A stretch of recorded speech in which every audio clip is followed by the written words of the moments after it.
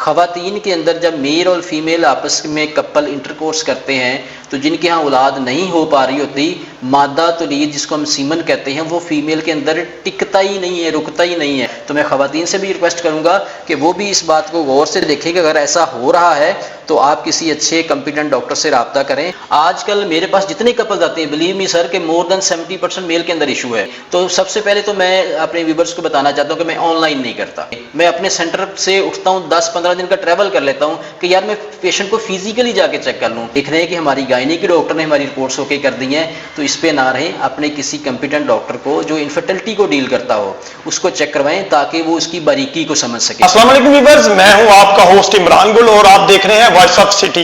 आज voice of city के programme से, प्लेटफॉर्म से हम एक ऐसा अहम इशू डिस्कस करने जा रहे हैं जो कि है इनफर्टिलिटी, जिसकी पाकिस्तान में शरह इंतहाई हद तक बढ़ रही है। इनफर्टिलिटी के मुतल्लिक मैं आपको बताता जाऊं कि पाकिस्तान में बेऔलाद जोड़ों की तादाद जो कि तकरीबन एक रिपोर्ट के मुताबिक 40 लाख हो चुकी है और इसी बेऔलादी का शिकार होकर लोग जहनी तनाव का शिकार होते हैं और ऐसी सूरत हाल में बहुत सारे जो घर हैं वो खराब हो चुके हैं और बहुत सारे जोड़ों के अंदर तलाक हो चुकी है। आज इस इशू पे बात करने के लिए हमारे साथ मौजूद हैं डॉक्टर इरफान, जो कि इनफर्टिलिटी एडवाइजर हैं। आज जो 15 साल से इनफर्टिलिटी को डील कर रहे हैं, इनफर्टिलिटी के मुतल्लिक लोगों को आगाही दे रहे हैं, एडवाइस कर रहे हैं। हम उनका जो सक्सेस रेट है वो 90% है। हम आज डॉक्टर साहब से इनफर्टिलिटी के मुतल्लिक बात करेंगे और इसके तरीका इलाज के मुतल्लिक भी जानेंगे। अस्सलाम वालेकुम डॉक्टर साहब, कैसे हैं आप? खैरियत से? वालेकुम सलाम व रहमतुल्लाह। मैं अल्हम्दुलिल्लाह जी ठीक ठाक हूँ, खैरियत से। अच्छा, तो डॉक्टर साहब सबसे पहले तो आप ये बताएं, ये जो आपका स्लोगन है मनी बैक, ये क्या है सर? इसके मुतल्लिक थोड़ा सा हमारे नाजरीन को बताइएगा कि मनी बैक का क्या स्लोगन है आपका? असल में भैया मैं ना ग्रास रूट लेवल का बनता हूँ, तो मैंने ना मेरे एनालिसिस बहुत ज़्यादा हैं अवाम के ऊपर। तो मैंने नंबर ऑफ़ कपल्स ऐसे देखे हैं वो जो गिव अप कर चुके हैं, हार मान चुके हैं कि हमने ट्रीटमेंट लेना नहीं इनफर्टिलिटी का।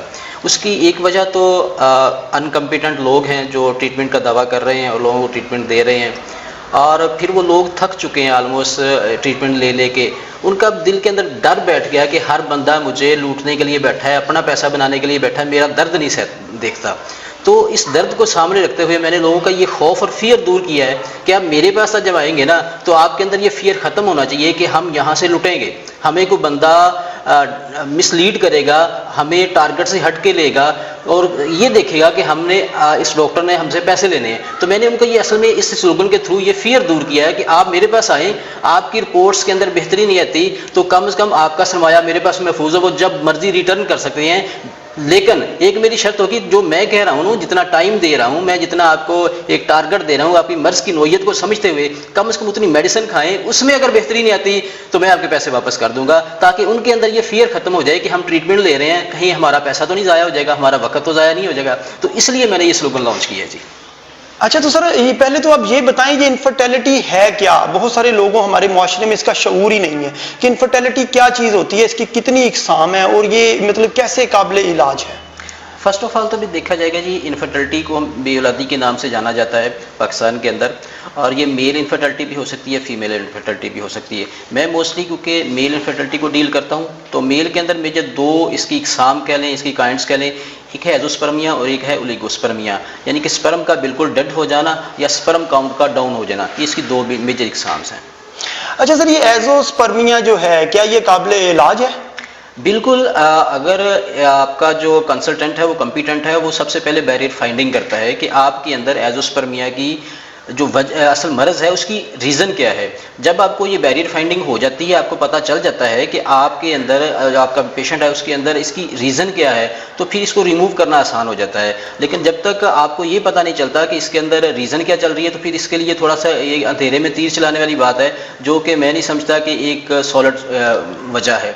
जैसे आपने बताया कि आप मेल इनफर्टिलिटी को डील करते हैं, सर मेल इनफर्टिलिटी पे ही मैं आपसे आज एक बात करना चाहता हूँ। हमारे मुआशरे में एक बड़ा अजीब कंसेप्ट है कि जब शादी होती है तो अगर औलाद नहीं होती तो औरत को इसका कसूरवार ठहराया जाता है, बांझपन का ताना देकर नई शादी कर ली जाती है, उस बेचारी को छोड़ दिया जाता है। और हमारे मुआशरे में मेल जो है वो मेल हजरात अपना इलाज करवाने की तरफ तवज्जो नहीं करते। हालांकि जो रिपोर्ट है, रिपोर्ट के मुताबिक 40% पाकिस्तान में जो है ना वो मेल इनफर्टिलिटी है, जिसकी वजह से मेल इनफर्टिलिटी की वजह से ये औलाद का ना होना भी। आप इस हवाले से हमारे जो व्यूअर्स हैं उनको क्या पैगाम देना चाहते हैं कि मेल्स को अपने टेस्ट करवाने करवाने चाहिए, अपना इलाज करवाना चाहिए? थोड़ा सा इस बारे भी हमारे व्यूअर्स को आगाह कीजिएगा। जी, बहुत अच्छा क्वेश्चन है और मैं इस क्वेश्चन पे ऑलरेडी अपनी कुछ वीडियोस भी रिकॉर्ड करवा चुका हूँ। मुझे ये मौजू बड़ा अच्छा लगता है। असल में हमारा मुआशरा कुछ इस तरह का है कि जब भी न्यूली कपल्स जिनके यहाँ कंसीव नहीं हो पा रहा होता, हमारी माएँ, हमारी जो बेटी की सास होती है, फ़ौरन उठा के अपनी बहू को डॉक्टर के पास ले जाती है, हमारी मिसेस को चेक करें जी, हमारी बच्ची को चेक करें जी, ये कंसीव नहीं कर पा रही। हालांकि ऐसा नहीं है। मेरे नज़दीक अगर आपने 40% का कहा, लेकिन मैं इसको थोड़ा सा बढ़ाऊंगा कि ये हमारे कपल्स जितने भी इनफर्टिलिटी के शिकार हैं, इनमें 70% मेल इन्वॉल्व है सर। तो मैं समझता हूं कि आपको जब कंसीव नहीं हो पा रहा, जहां पे आप एक बच्ची को चेक करवाते हैं, तो आपको अपने बेटे का चेकअप उससे पहले करवाना चाहिए। आजकल मेरे पास जितने कपल्स आते हैं, बिलीव मी सर, कि मोर देन 70% मेल के अंदर इशू है। लेकिन हम इस बात को ताना समझते हैं कि हम मेल भी ऐसे हैं कि वो मेल अपना चेकअप नहीं करवाना चाहते, इतनी ईगो में होते हैं कि मैं तो मर्द हूं, मैं क्यों चेकअप करवाऊं, मैं तो ठीक हूं। हालांकि जब मैं इंसिस्ट करता हूं कि भाई सबसे पहले आपका ही चेकअप होगा, मैं फीमेल का रिपोर्ट्स बाद में देखूंगा, पहले आपकी रिपोर्ट देखूंगा, तो sir believe me more than 70% मर्द के अंदर मसला निकलता है। अच्छा सर, इसी तरह मैं आपसे ये बात करना चाहूँगा, आजकल ये बड़े हकीम साहब ये बचपन की कुछ गलत कारियाँ, कुछ ये करके वो लोगों को बड़ा लूट रहे हैं, तो इन मुतल्लिक आप थोड़ा सा हमारे व्यूअर्स को आगाह कीजिएगा।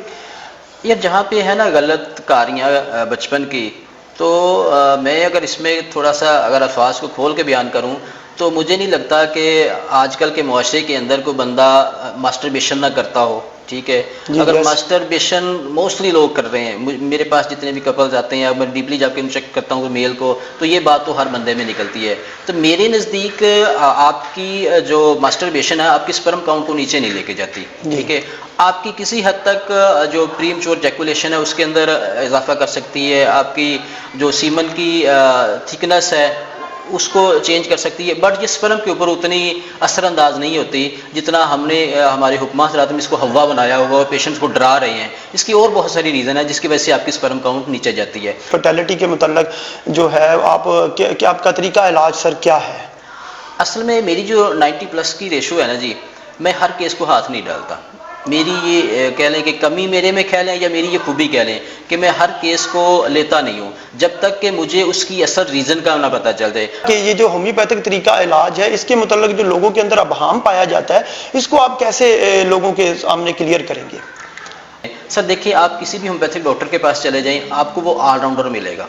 शायद को आपको पाकिस्तान के अंदर कोई ऐसा बंदा मिले जो कह रहे जी मैं सिर्फ एक फील्ड में काम कर रहा हूँ, मैं किडनीज पे काम कर रहा हूँ, मैं लीवर पे काम कर रहा हूँ, मैं प्रोस्टेट पे काम कर रहा हूँ, मैं आइज़ पे काम कर रहा हूँ, मैं कान पे काम कर रहा हूँ। बहुत कम ऐसे लोग मिलेंगे। मैं अल्हम्दुलिल्लाह सर पिछले 15 ईयर से मेरी प्रैक्टिस इनफर्टिलिटी के अंदर है। मैं 15 ईयर से प्रैक्टिस कर रहा हूँ, तो इनफर्टिलिटी केसेस को डील कर रहा हूँ, और अल्हम्दुलिल्लाह मैं एक महीने में कम से कम 200-250-300 केसेस इनफर्टिलिटी के डील करता हूँ। तो आपको पता है कि आप जो काम बार बार कर रहे हैं, जैसे वो कहते हैं कि practice makes perfect the man, तो आपको प्रैक्टिस आपकी जो सलाहियत है उसको निखारती है। तो अल्हम्दुलिल्लाह मैं इस तरह के केसेस जो पिछले 15 साल से डील कर रहा हूँ, तो इसलिए मेरी सक्सेस की रेशो अल्हम्दुलिल्लाह 90+ है। मोस्टली मेरे पास पेशेंट्स आते हैं, वो रिपोर्ट सामने रखते थे, ये मसला है जी, तो मैं अल्हम्दुलिल्लाह आपको घंटा, 1.5 घंटा, 2 घंटे लगा के फाइंडिंग करता हूँ पहले, और फिर पेशेंट को बताता भी भाई कि आप जो मुझे बता रहे हैं ये नहीं है, आपके अंदर ये चीज़ें चल रही हैं, इसको सॉल्व करेंगे देन आपकी रिपोर्ट ठीक होगी। तो ये होम्योपैथिक तरीका इलाज सुस्त नहीं है। आपने कोई एक होम्योपैथिक डॉक्टर मुझे बता दें जिसने आपको या किसी भी पेशेंट को ये कहा हो कि आपने सारी उम्र दवाई खानी है। शुगर को ले लें, शुगर की मरीज को डॉक्टर कहता है कि आपको सारी उम्र खानी पड़ेगी। टीबी का वो 6 माह का, 8 माह का, 9 माह का करवाते हैं। मेरे पास इतने बहुत सारे केसेस आते हैं जो मुझे कहते हैं जी आप कंसल्टेंसी ले लें, फीस ले लें, हमारे केस को ले लें, ऑनलाइन मेडिसिन भेज दें। तो सबसे पहले तो मैं अपने व्यूअर्स को बताना चाहता हूँ कि मैं ऑनलाइन नहीं करता। ठीक है, मैं बिलीव मी सर 18 सालों का ट्रैवल कर रहता हूँ अपने पेशेंट के लिए। मैं अपने सेंटर से उठता हूँ, 10-15 दिन का ट्रैवल कर लेता हूँ कि यार मैं पेशेंट को फिजिकली जाके चेक कर लूँ। जब तक सर पेशेंट को फिजिकली नहीं चेक किया जाता, मेरे ख्याल में तो ये है ही गुनाह, ट्रीटमेंट देना है ही गुनाह। मरीज को समझ ही नहीं आ रही, डॉक्टर को समझ ही नहीं आ रही, डॉक्टर अपनी फीस लेके साइड पे हो जाता है, कुछ भी लिख के देता है, उसको आराम ही नहीं आता। तो मेरे नज़दीक तो सर सबसे पहले मरीज की असल नोयत को, उसकी मर्ज को समझना है। जब पेशेंट को समझ आएगी कि मेरी मर्ज क्या है और डॉक्टर ये समझेगा कि इसको मर्ज क्या है, देन ट्रीटमेंट होगा, उसके अलावा ट्रीटमेंट नहीं हो सकता। तो अक्सर होता है कि जो मेल है उसकी रिपोर्ट भी ओके है, जो फीमेल है उसकी रिपोर्ट भी ठीक है, तो इस बारे में आप क्या कहना चाहते हैं? इस सूरत हाल में क्या होता है? और तो मेरा ख्याल है कि सबसे पहले टेस्ट करवाने चाहिए, उसके बाद शादी करनी चाहिए। हाँ, अगर आपने शादी कर ली है, और फिर आपने देखा है कि अभी 6 माह तक 4 माह तक नहीं कंसीव हो रहा, तो सबसे पहले मेल टेस्ट करवाएं। ठीक है, अगर फीमेल का मंथली साइकिल ठीक है, उसके अंदर कोई अप एंड डाउन नहीं है, तो मेल को चाहिए अपना टेस्ट करवाएं। ठीक है, मेल के सारे टेस्ट अगर क्लियर है तो देन अगर आपको ज़रूरत फील हो रही है तो फिर फीमेल का टेस्ट करवाएं। अब आपका पहला सवाल था कि कपल्स आते हैं और वो कहते हैं कि हमारी रिपोर्ट्स ठीक है। यार मेरे पास जो कपल्स आते हैं ना, मुझे भी यही जो मेरा स्टाफ बताता है कि जी डॉक्टर साहब कंसल्टेशन लेना चाह रहे हैं, लेकिन वो कहते हैं हमारी रिपोर्ट्स ठीक है। तो मैं इनको यही कहता हूँ एक दफ़ा आके मुझे मिलें। असल में हमारी, जैसे हम पहले बात कर चुके हैं कि फ़ीमेल पहले डॉक्टर के पास जाती है, पहले लेडी डॉक्टर के पास जाती है। तो लेडी डॉक्टर कहती है जी आप रिपोर्ट अपने हस्बैंड की लेके आए। Believe me sir, believe me, आप बिलीव नहीं करेंगे और शायद मुझे इस बात पे किसी तानो तशनी का भी सामना करना पड़ जाए कि लेडी डॉक्टर्स क्यों कर रिपोर्ट देख पाएंगे यार। तब वो गायनाकोलॉजी की डॉक्टर है, गायनी की डॉक्टर है, आपकी रिपोर्ट्स को कैसे देगी? सर बिलीव मी, कितने कपल्स हैं सेटिस्फाई होकर बैठे हुए हैं, हमारी तो रिपोर्ट्स ठीक है। मेरे पास लेके आते हैं तो सर उनके एक्टिव स्पर्म पूरे नहीं होते, उनके अंदर पस चल रही होती है, टोटल काउंट पूरी नहीं होती, लिपिड लाइनर पूरे नहीं होते। तो सर जिसका काम उसी को साजे। मेरा ये मशवरा है कि आप जब तक आप कंसीव नहीं हो पा रहा और आप ये देख रहे हैं कि हमारी गायनी की डॉक्टर ने हमारी रिपोर्ट्स ओके कर दी हैं, तो इस पे ना रहें, अपने किसी कंपिटेंट डॉक्टर को जो इनफर्टिलिटी को डील करता हो उसको चेक करवाएं ताकि वो उसकी बारीकी को समझ सके। अब अगली बात कि फिर भी सब कुछ ठीक है, तो सर मैंने जो एनालिसिस किया है ना, ख़वातीन के अंदर जब मेल और फीमेल आपस में कपल इंटरकोर्स करते हैं तो जिनके यहाँ औलाद नहीं हो पा रही होती, मादा तौलीद जिसको हम सीमन कहते हैं, वो फीमेल के अंदर टिकता ही नहीं है, रुकता ही नहीं है। अब ये मर्ज़ नहीं समझती हमारी गायनी की डॉक्टर, जिसको मर्ज़ नहीं समझती, बट सही बिलीव मी, मैं नंबर ऑफ केसेस इस एक सिम्टम पे अल्हम्दुलिल्लाह सक्सीड कर चुका हूँ। मेरे कितने केस क्लियर हो गए हैं कि फीमेल का जब अंदर उसका मादा तौलीद नहीं टिकता तो भाई कंसीव कैसे होगा।